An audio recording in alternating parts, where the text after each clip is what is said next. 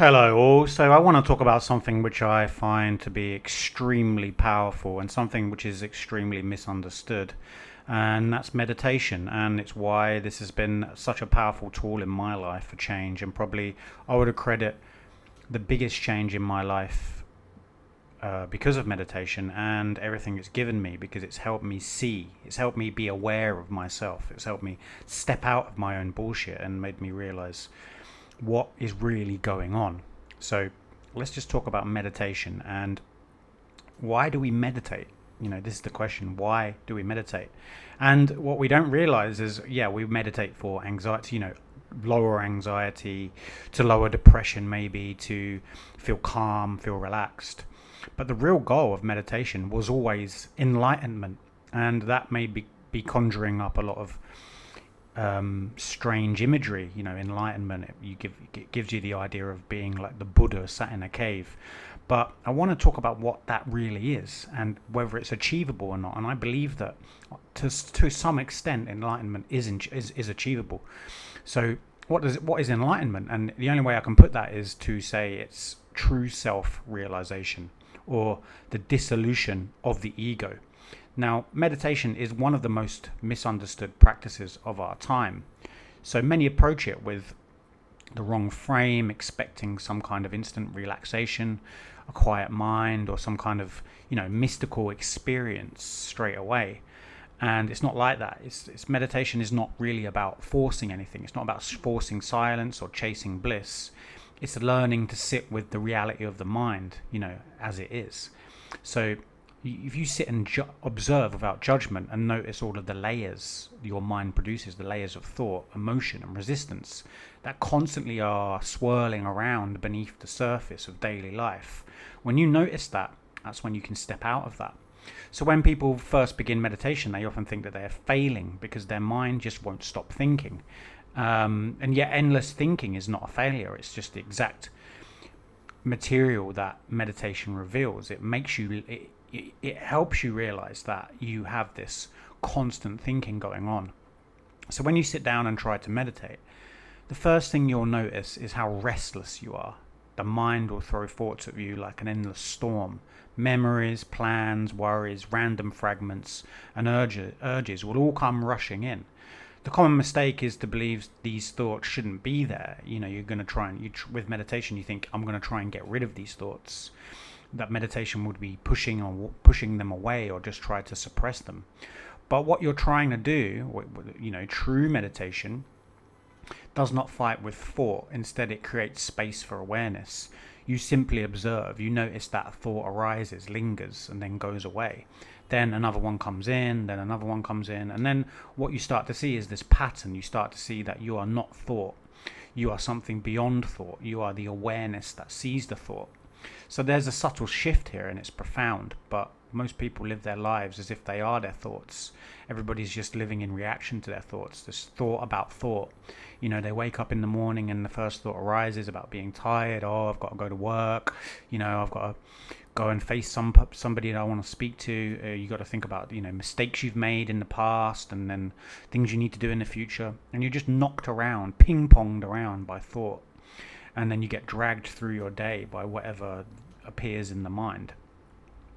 So meditation breaks this automatic identification. By watching the mind without resistance, you begin to see its patterns. You notice that thoughts are repetitive. You notice that they're habitual and they're not really connected with reality. Many of the things that preoccupy you in the moment dissolve into nothing when left alone. So meditation teaches you that thoughts are just this weird phenomena, kind of like clouds drifting across the sky.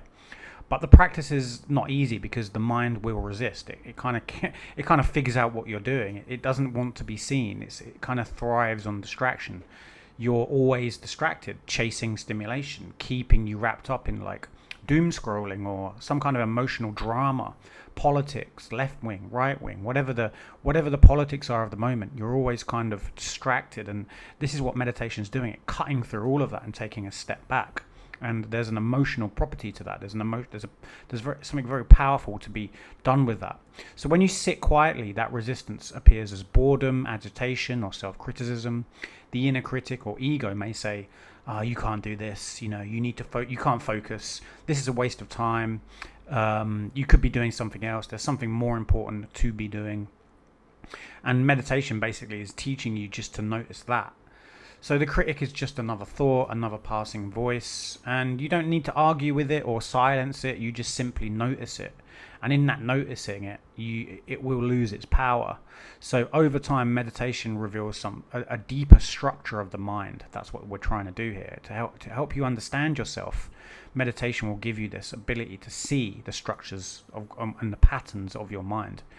And you'll notice that they're just patterns. So beneath the obvious chatter, there are patterns of emotion and identity as well. So these emotions will create patterns in the thought. The thought will then produce an identity. It's through these thoughts that you live out your identity. Maybe you'll have angry moments, sad moments, anxious moments, but if you resist them, the way to resist them really, or not resist them, is to observe them, and you discover that these emotions are not enemies either. They are just signals, kind of like shifts in the psyche, energies stored in the body. So meditation then allows these to surface safely, to be felt fully without needing to react. When anger arises, you see it. You watch how it floods the body, how it colors thought, how eventually it fades. The witnessing of this breaks the cycle, stops you being consumed by it, stops you from going unconscious. And the same is true of fear or shame or desire. Meditation really is that space where all of this can exist, but it doesn't define you and doesn't control you. It doesn't go into the driver's seat, it doesn't get into the cockpit. Another layer of meditation uncovers how the ego constructs itself. So, for example, normally, the mind will cling to identities, anything with like an I am statement. You'll notice that I am bad, or I should be better at this, or I am a failure, or I am successful, I shouldn't have done this, I should be doing that. All of this ego, these labels are reinforced by this constant thinking, and meditation will help you break that pattern, break that cycle.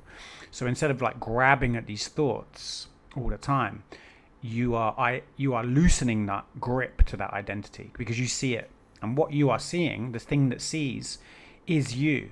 You are not these thoughts.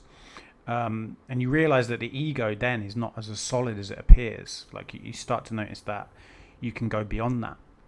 So you're dissolving the ego directly by literally just seeing it. What you tend to call you, like quote unquote you, is just a collection of these stories, like these emotional experiences you have, and then they become what can define you. So this is quite a big realization. It's quite scary at first, because the ego, it really just wants to hold on to something that is kind of fixed. It wants to hold on to something that it can say, this is definitely me, right? Your job, or your amount of money, or your failures or successes, right? This is what the ego loves, and it's just always looking for that to give itself that identity. Now, if it's not fixed, then you're not trapped, right? So you can change, you can grow, you can go beyond all of these old patterns or stories you've been telling yourself. So meditation trains this attention. In daily life, most people are scattered. Their attention is fragmented across like doom scrolling, like I said, conversations at work, and then worries, and then this constant switching between different roles that you have to play with your boss, and then your friend, and your parents. And when you meditate, what you're doing is you're training your ability to see that you're playing that role. And then you bring the attention back to you, the real you, to the breath, to a mantra, or simply awareness itself. You start to strengthen the ability to focus. It's kind of like a muscle.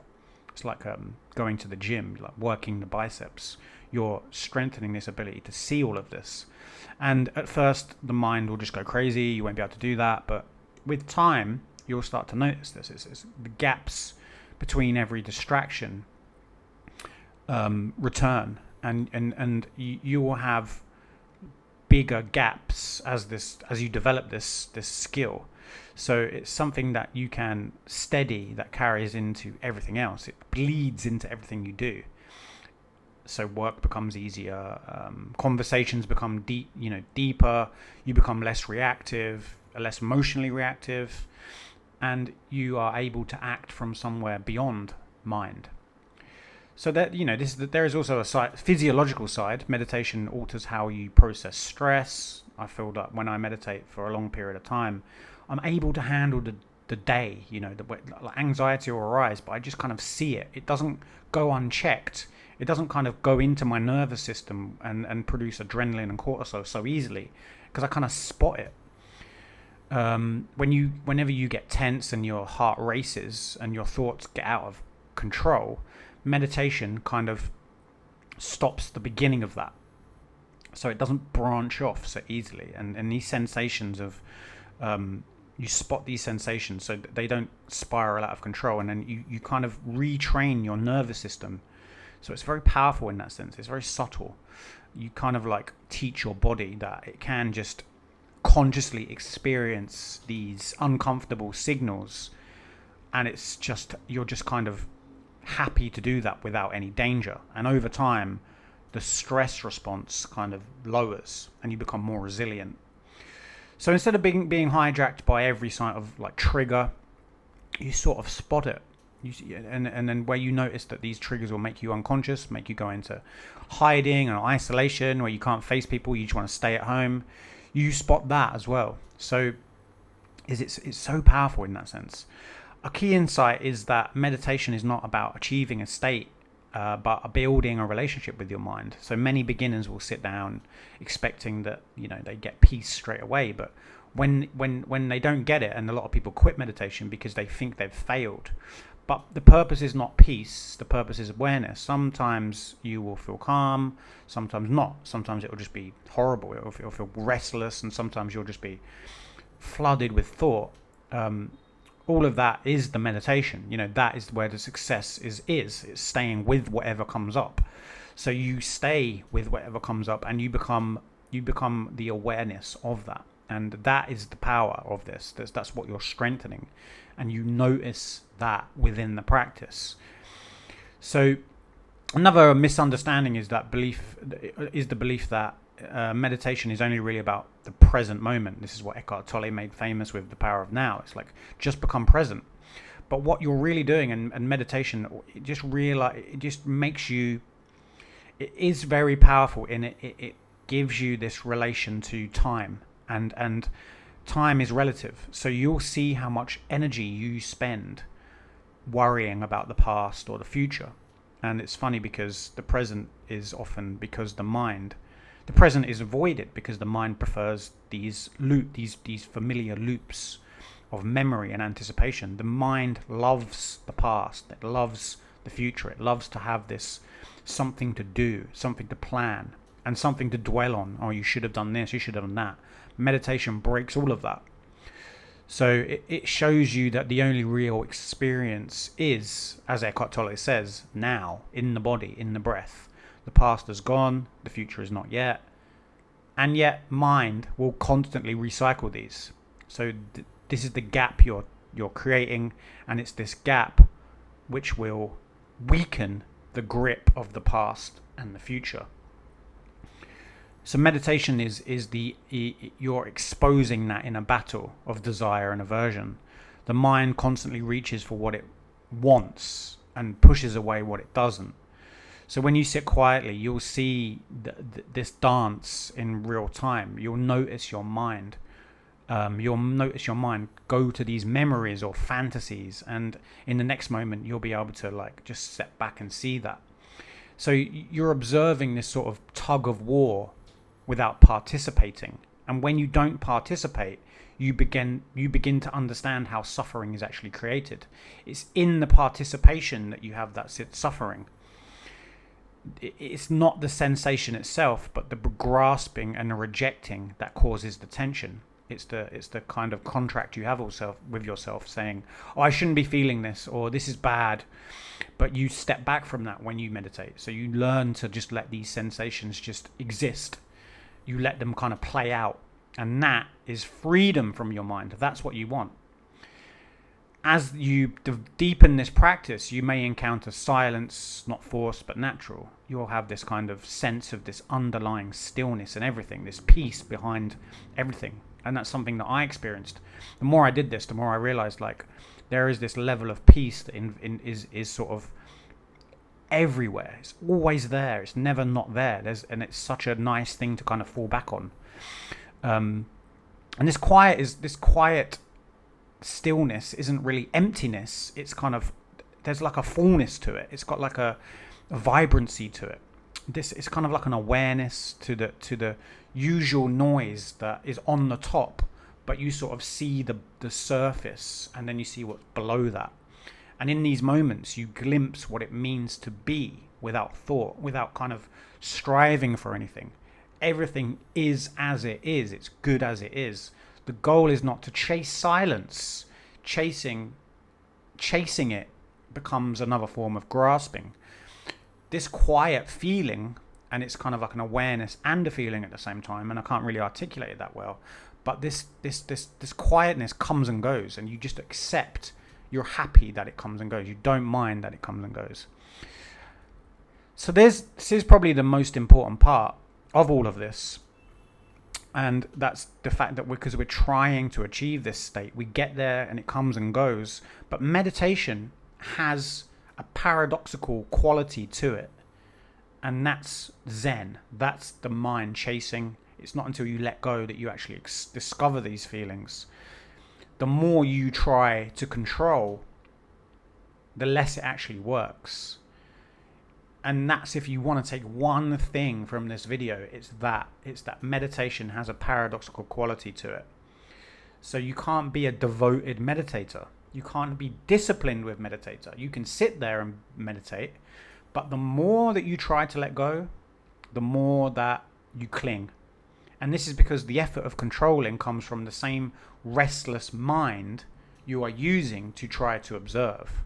So when you surrender that effort and simply watch, meditation unfolds naturally. It's like holding water in your hand. Squeezing too tightly will cause it to slip away. It will slip away. So if you open the hand, the water just rests there. And meditation is kind of like this art of opening up and just accepting what's there. And over time, the benefits extend far beyond this kind of cushion of stillness. Like daily life becomes kind of an extension of the practice. So you begin to notice when thoughts arise, emotions in middle of conversations, you're during work, or when you're triggered. You'll have this kind of gap, and instead of automatically reacting and saying things you shouldn't say, you pause, and it's almost like this comes from beyond you. You observe, and you then have more of a choice rather than, like I said, automatically reacting. You aren't driven by these unconscious patterns and past traumas and previous experiences. You start to act with a pure intention, and relationships improve because you listen fully. Your work improves because you focus more deeply. And you're now you. And this can be this is transformational, and I really experienced this. And by knowing your mind, you begin to gain freedom from these traps. So observing the thoughts, you loosen their power. Sitting with emotions, you learn that you can tolerate them, you accept them, they're survivable. It's this unconscious drive in our emotion that causes the problem. It's not necessarily the conscious drive. And that's why meditation is the heart of spiritual traditions. It's always been the heart of spiritual traditions. For centuries, it's the direct path to seeing life as it is, not how we filter everything. And yet it's so simple that I think that's why we reject meditation, because it's just too simple it's too good to be true, right? That you just sit there and you let things come up. And that's it. Nothing more is required. Like, really, that's it. There's a lot of meditation practices, but you start to realize is that The depth will unfold naturally with time, patience, and practice. It will unfold. You don't need to force transformation. Awareness itself is transformative, like sunlight slowly melting ice. Meditation is freedom through awareness. So the core insight emerges from these explorations is that freedom is not found through desire, effort, or control. Freedom comes from awareness, a kind of choiceless observation as the mind as it is.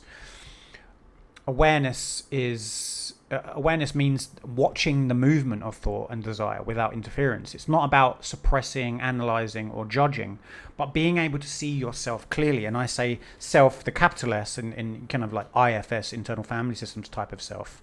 You see that self. That's the thing that sees. And you see the repetitive nature and the mechanical nature of the mind. It shows us how thoughts create illusions of the ego and the watching part that is constantly looking out for you, protecting you. And you disidentify from this seeing its patterns. And you'll start to see how desire perpetuates dissatisfaction. You'll start to see that all of these things that you're trying to explore to gain some kind of credit or validation or some kind of like satisfaction through life, you'll see that desire actually perpetuates dissatisfaction. So this thing we're chasing all the time, we never can quite grasp it. And we see that pattern. That's so important. And how the effort to constantly do that is the drama in our life. It's that which causes all the drama in our life. So this, like I keep saying, this awareness has been transformative for me. This is the only thing I really think that you can develop to a point where it's like a skill. And I think I've covered a lot of this, but if you want any more questions or any more videos on meditation, subscribe to this video. I've kind of gone off into the deep end there, but this is why meditation is so powerful for me. I've got a few more things I want to say on meditation, but I'll make that into another video because I've gone on a bit here. But thanks for watching. Please like and subscribe. Comment below if this has been helpful. See you in the next video. Thank you. Bye-bye.